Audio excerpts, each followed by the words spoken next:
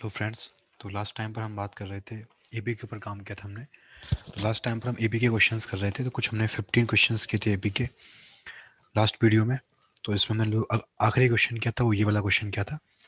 तो ये कुछ एबी के क्वेश्चन थे जो आए हुए थे एग्जाम्स में। अब हम जीपी को स्टार्ट करते हैं। तो पहले जीपी के बारे में थोड़ा बहुत देख लेते हैं कि जीपी क्या क्या होता है, जीपी में कौन कौन सी चीज़ें इंपॉर्टेंट है, फिर उसके ऊपर हम क्वेश्चंस करेंगे बाद में। तो मैं स्टार्ट कर रहा हूँ यहाँ पर जीपी को, यानी कि ज्योमेट्रिकल प्रोग्रेशन को। ठीक है, तो इसको स्टार्ट करते हैं और फिर इसके जो इंपॉर्टेंट पॉइंट्स हैं उनको देखेंगे, और फिर हम इसके ऊपर क्वेश्चंस की प्रैक्टिस करेंगे जो प्रीवियस ईयर्स में आए हुए हैं। ठीक है, तो पहले कुछ इंपॉर्टेंट चीज़ें जो आपको आनी चाहिए, जो इंपॉर्टेंट है इस चैप्टर में, वो एक बार हम डिस्कस कर लेते हैं। फिर आगे उसके बाद हम क्वेश्चंस यहाँ पे करेंगे। ठीक है, तो देखते हैं फिर। तो देखो, सबसे पहली चीज़ तो ये होती है कि जीपी में क्या होता है। जीपी को हम हिंदी में बात करें इसको, तो हम हिंदी में इसको हम गुणोत्तर श्रेणी बोलते हैं। गुणोत्तर श्रेणी। ठीक है, तो सबसे पहले कुछ इंपॉर्टेंट पॉइंट्स इसके हम डिस्कस कर लेते हैं, जिनको जिनके ऊपर क्वेश्चंस आते हैं। सबसे फर्स्ट इंपॉर्टेंट पॉइंट है हमारे पास कि जीपी में क्या होता है, रेशियो कांस्टेंट रहता है। रेशियो कांस्टेंट रहता है जीपी के अंदर, यानी कि जीपी के अंदर सार्वनुपात नियत रहता है। ठीक है, सार्वनुपात जो होता है वो, क्योंकि रेशियो को सार्वनुपात बोलते हैं हिंदी में। ठीक है, जैसे अगर एग्जांपल के तौर पर हम बात करें यहाँ पर, जैसे मैंने एक प्रोग्रेशन ले लिया इस तरीके से।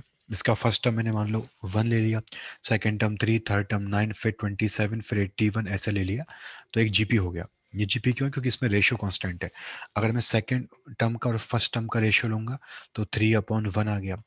अगर मैं थर्ड का और सेकंड का रेशियो लूंगा तो वो 9/3 आ गया। अगर हम फोर्थ का और थर्ड टर्म का रेशियो लेंगे तो कितना आ गया, 27/9 आ गया। तो हम देख पा रहे हैं पूरी सीरीज के अंदर रेशियो कांस्टेंट है दो टर्म्स का, जो कि एक दूसरे के आगे पीछे है ना। तो ये रेशियो 3 आ गया, ये वाला वैल्यू 3 आ गया, और ये वैल्यू भी 3 आ गया। तो दो कॉन्जिक्यूटिव टर्म का रेशियो कांस्टेंट है यहाँ पे, तो इसका हम क्या बोलेंगे, ज्योमेट्रिकल प्रोग्रेशन बोलेंगे। तो ज्योमेट्रिकल प्रोग्रेशन में यही होता है, रेशियो जो होता है, जो अनुपात होता है, वो नियत रहता है। ठीक है, अब अगर हम इसकी और कुछ चीज़ों को देखें यहाँ पर, तो मैंने कोई जीपी ले ली मान लो, फॉर एनी जीपी, किसी भी ज्योमेट्रिकल प्रोग्रेशन के लिए। अगर मैंने मान लो फर्स्ट टर्म को ए मान लिया, फर्स्ट टर्म को मैंने स्मॉल ए मान लिया, और मैंने कॉमन रेशियो को, जो अपना सार्वनुपात है, उसको मैंने मान लो स्मॉल आर मान लिया, तो सेकंड टर्म क्या आएगा। तो हमने अभी क्या बात करी है कि दो टर्म के बीच का रेशियो कांस्टेंट रहेगा। सेकंड टर्म का और फर्स्ट टर्म का कितना रेशियो आएगा, आर आएगा। सिमिलरली थर्ड का और सेकंड का कितना रेशियो आएगा, आर आएगा। तो ये जो रेशियो रहेगा ना, ये कांस्टेंट रहेगा हमेशा। तो सेकंड टर्म कितना आ गया, देखो यहाँ से सेकंड टर्म आ गया R/T1, यानी R फर्स्ट टर्म आ गया।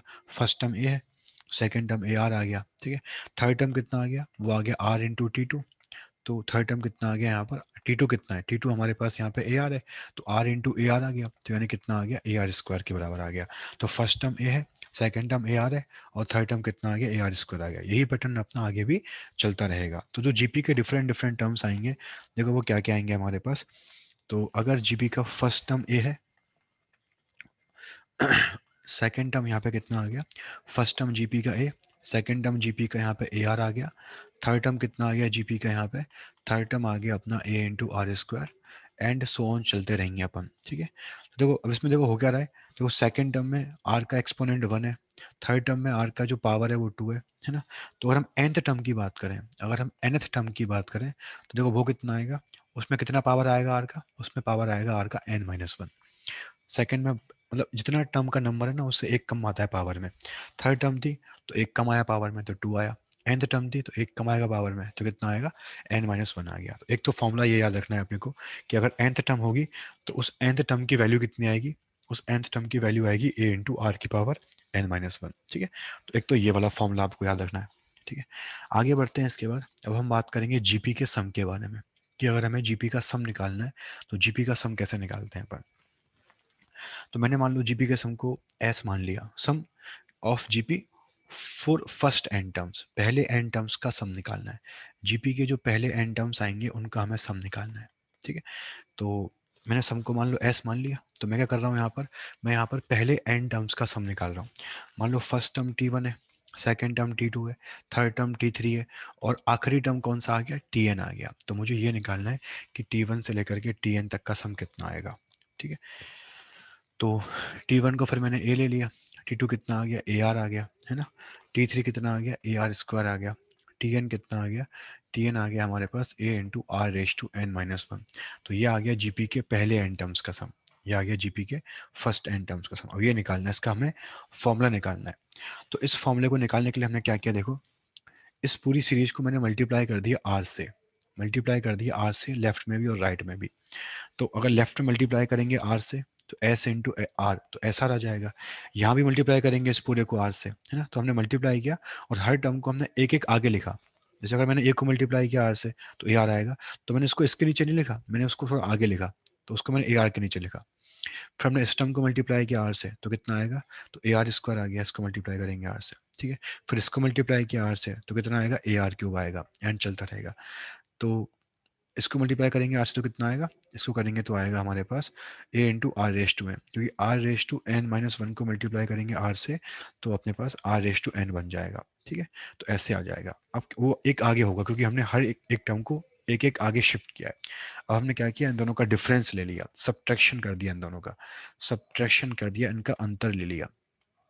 तो इनका अंतर कितना आ गया, इनका अंतर आ गया, लेफ्ट में आ गया एस माइनस एस आर, और देखो राइट में कितना आएगा, ये तो ए रहेगा, इससे ए आर से ए आर कट जाएगा जीरो, ए आर स्क्वायर से ए आर स्क्वायर कट जाएगा जीरो, कटता हो जाएगा, ये भी इससे पहले भी वही आ रहा होगा तो कट जाएगा, तो ये भी जीरो, तो ये बचेगा, लेकिन इसके ऊपर कुछ भी नहीं है, तो zero minus A R raise to N आएगा, तो ये माइनस में आ जाएगा फिर, है ना।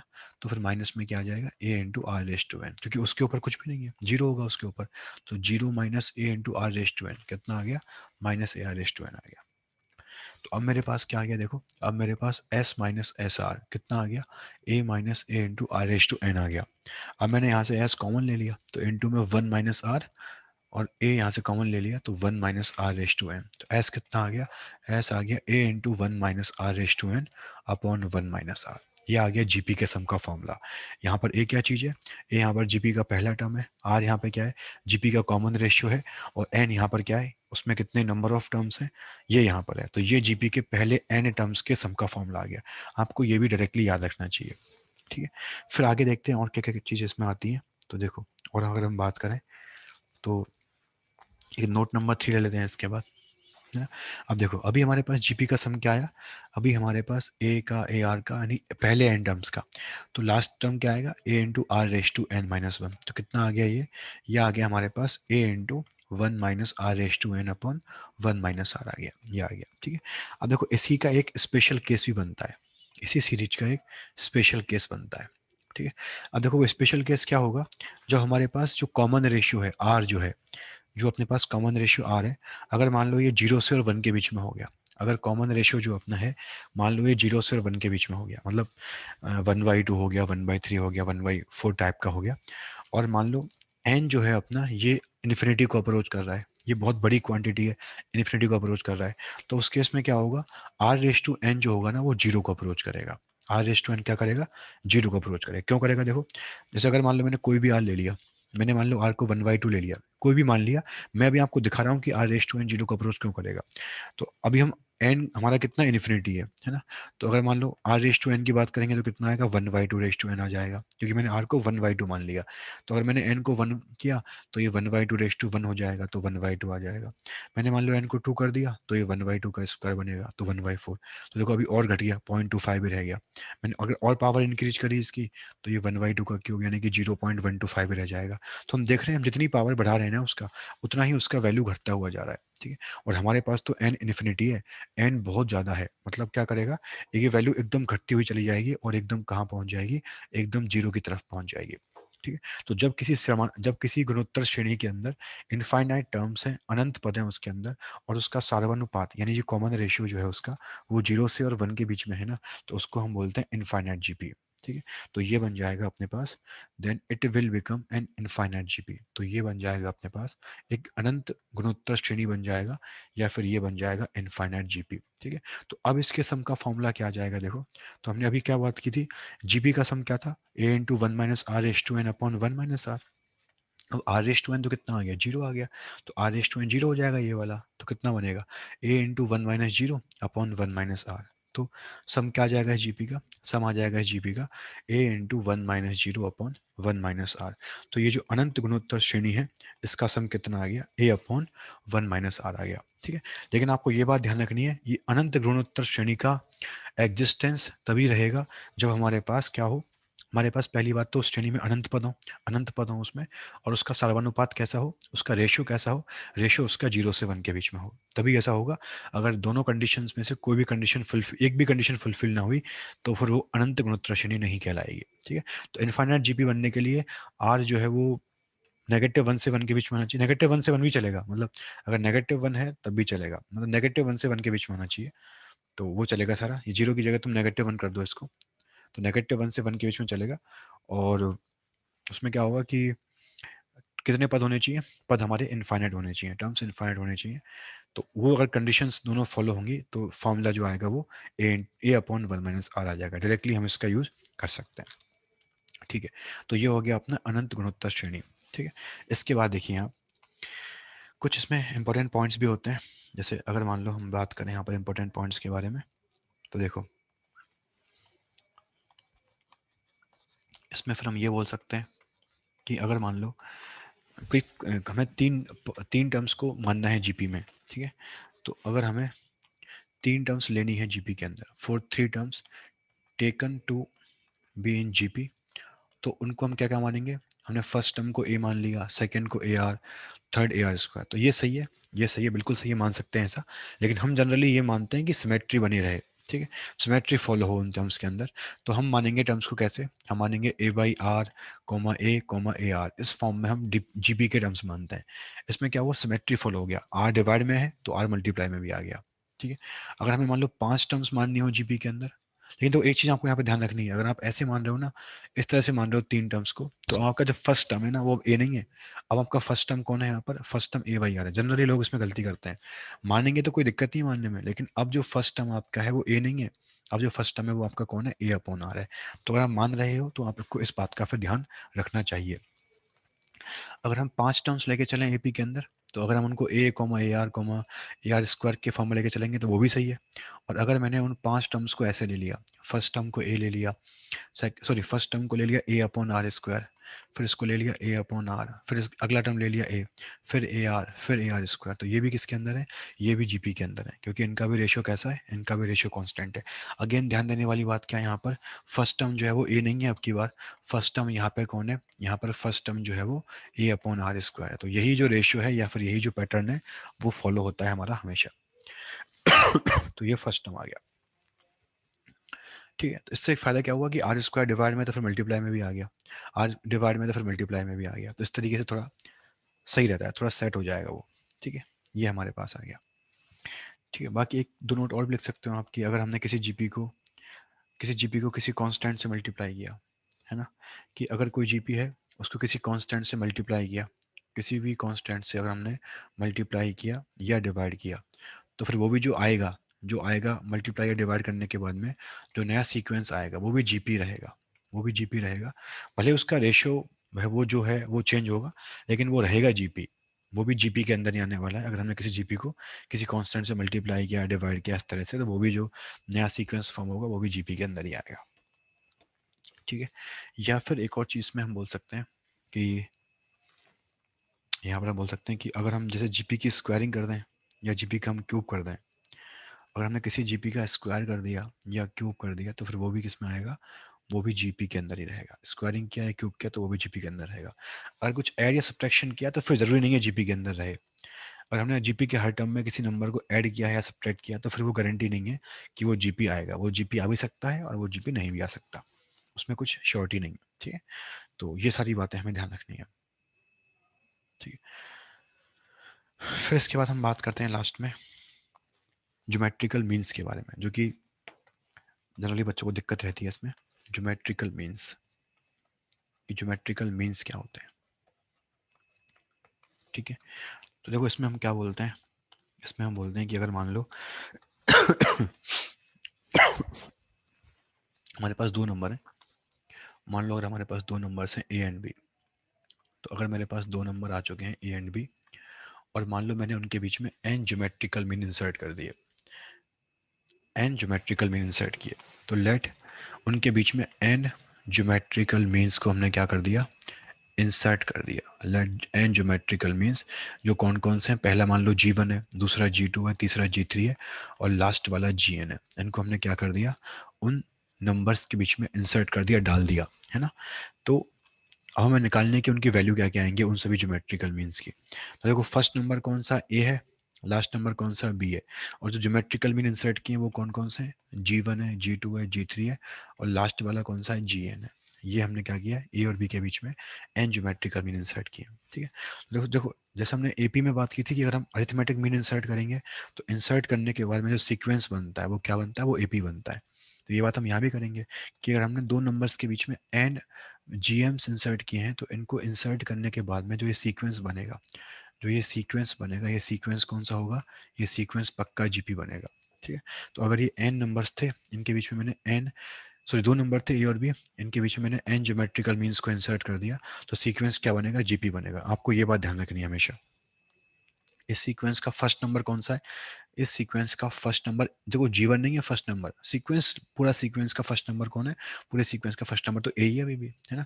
तो पूरे सीक्वेंस का फर्स्ट नंबर तो स्मॉल ए है। ठीक है, और आखिरी टर्म कौन सा है, आखिरी टर्म बी है। अब आखिरी टर्म वो कौन से नंबर का है, देखो तो वो n+2 नंबर का है ना, क्योंकि n तो मीन ही है, n तो मीन इंसर्ट किए, एक ए हो गया और एक बी हो गया, तो लास्ट वाला नंबर है, तो कौन सा नंबर हो गया, वो n+2 नंबर हो गया, क्योंकि n तो मीन्स है और दो ए और बी और हो गए, है ना। तो लास्ट नंबर यानी कि n+2 नंबर क्या हो गया इसका, n+2 नंबर इस जीपी का कितना हो गया, बी हो गया। तो फॉर्मूला क्या है हमारे पास, फॉर्मूला क्या है nth टर्म का, तो जीपी के लिए nth टर्म का फॉर्मूला था a इंटू आर की पावर n-1, यानी कि फर्स्ट टर्म इंटू आर की पावर n-1। ठीक है, अब हम किसकी बात कर रहे हैं, हम बात कर रहे हैं n+2 नंबर की। तो हमने क्या किया यहाँ पर, n को मान लो रिप्लेस कर दिया, n को हमने क्या किया, रिप्लेस कर दिया किससे, n+2 से। तो यहाँ पे क्या आ जाएगा, यहाँ पे t ऑफ n+2 आ जाएगा, जहाँ जहाँ n लिखा होगा उसकी जगह हम यूज़ करेंगे n+2 का। तो यहाँ पे n लिखा हुआ है तो कितना आ जाएगा, n+2-1, तो ये n+1 आ जाएगा। n+2 टर्म है किसका, इसका b के बराबर है, तो b रख दो यहाँ पर। तो b बराबर a into are raise to n+1 ऐसे आ गया। तो b/a कितना आ गया, r की पावर n+1 आ गया। अब क्या करेंगे, हमें r निकालना है, तो दोनों तरफ पावर कितना ले लिया, दोनों तरफ हमने पावर 1/n+1 ले लिया, लेफ्ट में भी ले लिया और राइट में भी ले लिया। क्या किया हमने, दोनों तरफ पावर 1/n+1 ले लिया। ठीक है, तो यहाँ से देखो b/a की पावर 1/n+1 और ये कितना आ गया, r आ गया, ये कट जाएगा इससे, तो ये r आ गया। तो जो कॉमन रेशियो है जीपी का वो कितना आ गया, वो आ गया b/a की पावर 1/n+1। ये हमारे पास कॉमन रेशियो आ गया जीपी का। ठीक है, अब देखो इसमें जीवन क्या है, अब हम बात करें कि जीवन वीवन, हमें जीवन सब निकालने हैं ये वाले। ठीक है, तो देखो जीवन क्या है, अब ये जीवन जो है ना वो इस जीपी का, क्योंकि पूरा जीपी बन चुका है ये, तो जीवन इस जीपी का फर्स्ट टर्म नहीं है, जीवन is second term of the GP, है ना। तो जीवन क्या है यहाँ पर, इस जीपी का सेकंड टर्म है, जीवन is the second term of GP. और सेकंड टर्म किसके इक्वल आएगा, वो ए इंटू आर के इक्वल आएगा, किसके इक्वल, ए इंटू आर के इक्वल। G2 किसके इक्वल आएगा, थर्ड टर्म है, थर्ड टर्म है, थर्ड टर्म क्यों, क्योंकि फर्स्ट टर्म तो ए है, सेकंड टर्म G1 है, तो थर्ड टर्म कितना आएगा, G2 आएगा। तो G2 क्या यहाँ पर, G2 यहाँ पर है इस जीपी का तीसरा टर्म, इस जीपी का तीसरा टर्म है, वो कितना आएगा, वो a इंटू आर स्क्वायर आएगा। G3 क्या है, G3 है इस जीपी का तीसरा टर्म, G3 क्या है, वो है इस जीपी का तीसरा टर्म, तो वो कितना आ गया, वो a इंटू आर क्यूब आएगा। ठीक है, अब r कितना है, तो r अपन निकाल चुके हैं यहाँ पर, b/a⁻1/n+1 से। तो क्वेश्चन में हमें a भी दिया हुआ होगा, b भी दिया हुआ होगा और n भी दिया हुआ होगा, तो उन सब का यूज करके हम G1 G2 G3 को निकाल सकते हैं। a यहाँ पर क्या है, a और b यहाँ पर वो नंबर्स हैं जिनके बीच में हमने ज्योमेट्रिकल मीन इंसर्ट किए हैं, और n क्या चीज़ है यहाँ पर, n यहाँ पर कितने मीन्स इंसर्ट किए हैं वो है, नंबर ऑफ टर्म्स नहीं है n यहाँ पर, n यहाँ पर क्या चीज़ है, कितने नंबर ऑफ मीन इंसर्ट किए हैं। तो इस फॉर्मूले का यूज करके हम G1 G2 G3 सबको निकाल सकते हैं। तो ये होगा इसके अंदर। ठीक है, तो ये हमारा जीपी के अंदर जो भी है वो थ्योरेटिकल पार्ट जो है वो यही है पूरा। अब क्वेश्चन इसके ऊपर हम अगली क्लास में करते हैं, जो क्वेश्चन आए हुए हैं different different exams of RPSC के अंदर। ठीक है, तो इस क्लास को एंड करते हैं यहाँ पर, बाकी अपना अगली क्लास में करते हैं। Thank you for watching.